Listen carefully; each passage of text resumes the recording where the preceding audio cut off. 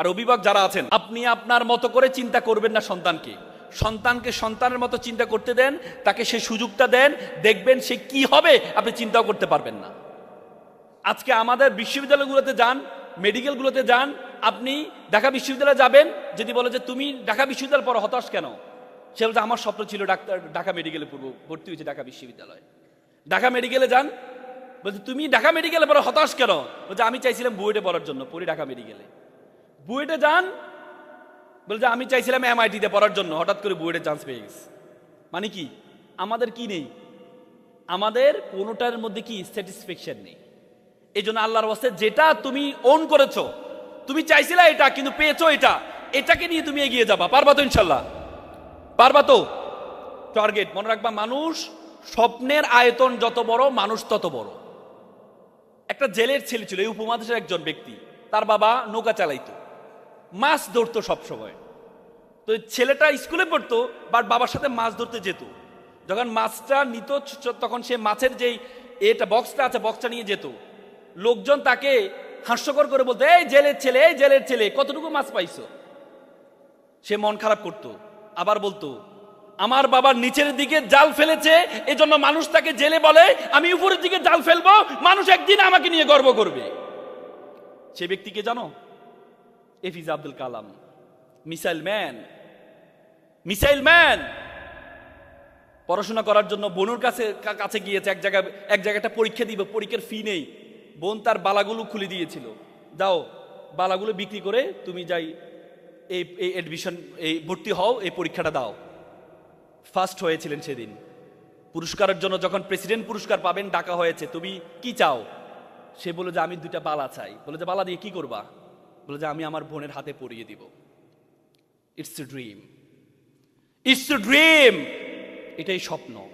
মনে রাখবা, মানুষের স্বপ্নের আয়তন যত বড়, মানুষ তত বড়। তোমার স্বপ্নের আয়তন আমাদের এই ভারতীয় উপমহাদেশে এবং আমাদের বাংলাদেশে আমাদের স্বপ্ন সবচেয়ে ছোট। ব্রিটিশরা আমাদের মাথায় 200 বছর ঢুকিয়ে দিয়েছে। ব্রিটিশরা আমাকে বলেছে, ছেঁড়া কাঁথায় শুয়ে লাখ টাকার স্বপ্ন দেখবা না। আমাদেরকে শেখানো হয় কেরানি পদে চাকরির জন্য আবেদন, আমাদেরকে শেখানো হয় না MD পদে চাকরির জন্য আবেদন, আমাদেরকে শেখানো হয় না CU পদে চাকরির জন্য আবেদন। অথচ পৃথিবীতে 17-18 বছরের ছেলে এখন একটা কোম্পানির MD হচ্ছে, CU হচ্ছে, কিন্তু আমরা সে স্বপ্ন দেখতে পারি না, কারণ ব্রিটিশরা আমাদের মাথার মধ্যে ঢুকিয়ে দিয়েছে, ফকির থাকো, ফকির থাকো, গরিব থাকো, গরিব থাকো, চাকরি করো, চাকরি করো। নো, ওয়ারেন বাফেট বলেছে চাকরি হচ্ছে একটা বিষ, যে বিষ দিয়ে তোমার স্বপ্নকে হত্যা করা হয়, যে বিষ দিয়ে তোমার স্বপ্নকে হত্যা করা হয়। এই জন্য বড় কিছু চিন্তা করবা। পারবা তো? পারবা তো? তৃতীয় যে টি এর কথা বললাম, সেটা হচ্ছে টাইম, সময়। পৃথিবীতে আল্লাহর যত নিয়ামত আছে, সবচেয়ে বড় নিয়ামত হচ্ছে সময়। অতএব এই সময়কে আমরা সবচেয়ে বেশি তুচ্ছ তাচ্ছিল্য করি। প্রতিদিন একটা মানুষ 84,600 মিনিট সময় পায়, সেকেন্ড সময় পায় প্রতিদিন। অথচ আমরা সবচেয়ে বেশি তুচ্ছ তাচ্ছিল্য করি এই সময়কে। আল্লাহর ওয়াস্তে সময়কে তুচ্ছ তাচ্ছিল্য করবা না। আল্লাহ তাআলা কোনো কিছু এমফেসাইজ করেছেন, আল্লাহ তাআলা সেটা কসম গিয়েছেন। আল্লাহ বলছে ওয়াল আস, সময়ের কসম। কোনো কিছু গুরুত্ব আরোপ করেছেন, সেটাকে কসম খেয়েছেন। তোমরা নাম শুনেছ পৃথিবীর সবচেয়ে দৌড় প্রতিযোগিতা ফার্স্ট হওয়া ব্যক্তি কে? কে? Usain Bolt. কত সেকেন্ড? কত সেকেন্ড? 9.10 মিলি সেকেন্ডে 100 মিটার দৌড় দিয়েছে। আজকে পৃথিবীর ইতিহাস পরিবর্তন করে দিয়েছে। জ্যামাইকা এমন একটা রাষ্ট্র আছে আমরা জানি না, কিন্তু উসাইন বোল্ট বলতে একটা ব্যক্তি আছে, সেটা আমরা জানি। একটা ব্যক্তির কারণে একটা দেশ পরিচিত হয়েছে। উসাইন বোল্টকে জিজ্ঞেস করা হয়েছে, সে বলছে আমি আমার এই সময়ের পিছনে অনেক সময় ব্যয় করেছি, অনেক সময় ব্যয় করেছি। আমি আমার সবচেয়ে প্রিয় গার্লফ্রেন্ডকে আমি ছেড়ে দিয়েছিলাম। কেন ছেড়ে দিয়েছিলাম? সে বলছে আমি প্রথম প্রতিযোগিতা অংশগ্রহণের আগে গার্লফ্রেন্ডকে ডাকছি, ডেকে বলছি তোমাকে আমি ছাড়তে চাই। বলছে কেন? বলছে তোমার কারণে আমি মনোযোগ দিতে পারছি না। কারণ আপনারা জানেন, আমরা মদ খাইলে আমাদের মাথার যে ডোপামিন আছে প্রায় 200 হয় মদ খেলে। এজন্য মাকে বউ ডাকে, বউকে মা ডাকে। বিজ্ঞান বলে যদি কেউ প্রেমে পড়ে, তার ডোপামিনের পরিমাণ হয় 300-র উপরে। বুঝেন? 200 হলে মাকে বউ ডাকে, বউকে মা ডাকে। 300 হলে আপনার মাথার মধ্যে কি শুরু হয়? ঘূর্ণিঝড় হয়। এই ঘূর্ণিঝড় দিয়ে আপনার পড়াশোনা হবে? পড়াশোনা হবে? হবে না। আল্লাহর রাস্তায় এগুলো ছেড়ে দাও, আল্লাহর রাস্তায় এগুলো ছেড়ে দাও। আমার মনে আছে 2014 সালে আমি ইন্দোরে, ভারতের ইন্দোরে একটা সাউথ এশিয়ান ডিবেট কমিশনে অংশগ্রহণ করার জন্য গিয়েছিলাম। যাওয়ার পথে আমি মুম্বাইতে একটু ট্রানজিট ছিল, মুম্বাইতে নামলাম। সেখানে একটা চিড়িয়াখানা আছে, দারুইন চিড়িয়াখানা। যে চিড়িয়াখানা ঢুকার সময় দেখলাম 3টা মূর্তি আছে। একটা মূর্তি 2 চোখে হাত, একটা মূর্তি 2 কানে হাত, একটা মূর্তি মুখে 2 হাত।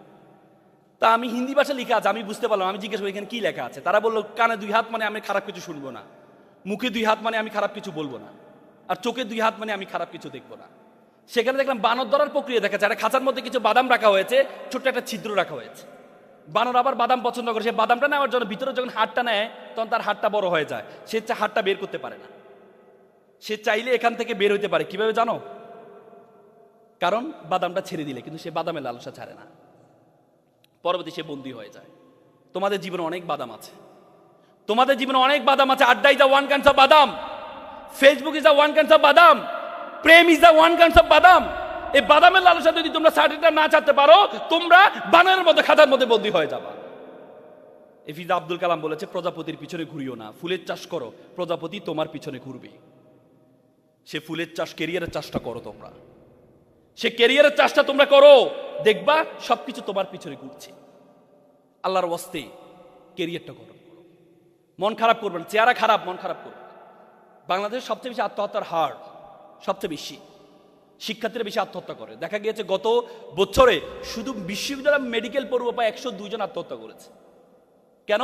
মন খারাপ হয়, হতাশ, অল্পতে হতাশ হয়ে যায়। চেহারা, আল্লাহ আমার চেহারা ভালো দেয় না, আমার বন্ধুর চেহারা ভালো দিয়েছে। আমি কালো, আমার বন্ধু সাদা। আমি একটা ভালো পরিবারে ওন করি না, আমার বন্ধুরা ভালো পরিবারে ওন করে। আমরা হতাশ হয়ে যাই না, হতাশ হবা না। আল্লাহ তাআলা প্রত্যেকটা মানুষের মধ্যে কিছু উইকনেস আছে, কিছু ইউনিকনেস আছে। আল্লাহ তাআলা বলেছে, ওয়ামা খালাকনা সামা ওয়ামা খালাকনা সামা ওয়াল আরদা ওয়ামা বাইনাহুমা বাতিলান। আমি আসমান এবং জমিনে যা কিছু আছে কোনো কিছু অনর্থক সৃষ্টি করিনি। আমি তোমাকে অনর্থক সৃষ্টি করিনি। আমি তোমাকে এমন একটা কাজের জন্য সৃষ্টি করেছি, সে কাজ পর্যন্ত তুমি যেতে পারো নাই বলেই তুমি মনে করো তোমাকে আমি অনর্থক সৃষ্টি করেছি। আল্লাহ বলেছে, আমি তোমাকে উত্তম আকৃতি দিয়ে সৃষ্টি করেছি। আল্লাহ তাআলা বলেছে, লাকাদ খালাকনাল ইনসানা ফি আহসানি তাকওয়িম। আল্লাহ বলেছে, আমি তোমাকে অতি উত্তম আকৃতি দিয়ে সৃষ্টি করেছি। এই কথাটি বলতে গিয়ে আল্লাহ 4 বার কসম খেয়েছেন। কয়বার? 4 বার। আল্লাহ বলেছে, তিনের কসম, ওয়া তুরি সিনিন, সিনা পর্বতের কসম, ওয়া হাযাল বালাদিল আমিন, শহরের কসম, লাকাদ খালাকনাল ইনসানা ফি আহসানি তাকওয়িম। আমি তোমাকে উত্তম আকৃতি দিয়ে সৃষ্টি করেছি। এরপর তুমি হতাশ হয়ে যাও, এরপর তুমি মন খারাপ করো। এই বিশ্বতে যা কিছু আছে সবকিছু তোমার আর আমার জন্য সৃষ্টি করেছে। আল্লাহ তাআলা হুয়াল্লাযী খালাকা লাকুম মা ফিল আরদি জামিয়া, আসমান এবং জমিনে যা কিছু আছে সবকিছু আমি তোমার জন্য সৃষ্টি করেছি।